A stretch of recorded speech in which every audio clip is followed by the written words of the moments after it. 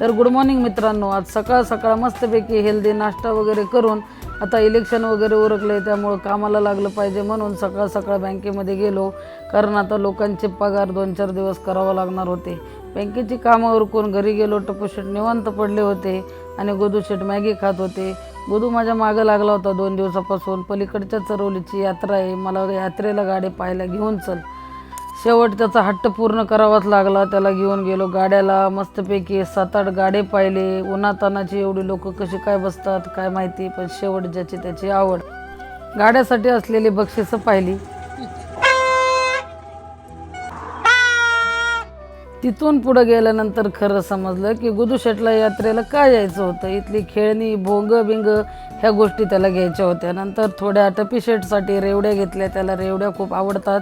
कसल्या कसल्या प्रकारचे पेन वगैरे 2-4 खेळणी घेऊन अखेर गुदूशेट घराकडे निघाले. जाता जाता उद्या शिवजयंती असल्यामुळे एक झेंडा पण घेतला.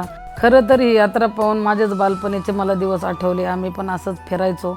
घरी आल्यानंतर टपूशेट आणि गुदूशेटने रेवड्या बेवड्यांवर एकदम ताव मारला. रात्री घरी गेल्यानंतर देवका मॅडमने मासवड्या केल्या होत्या. 2-4 भाज्या पण होत्या. त्या सगळ्या सणकवल्या. आणि आता भेटू मित्रांनो उद्या.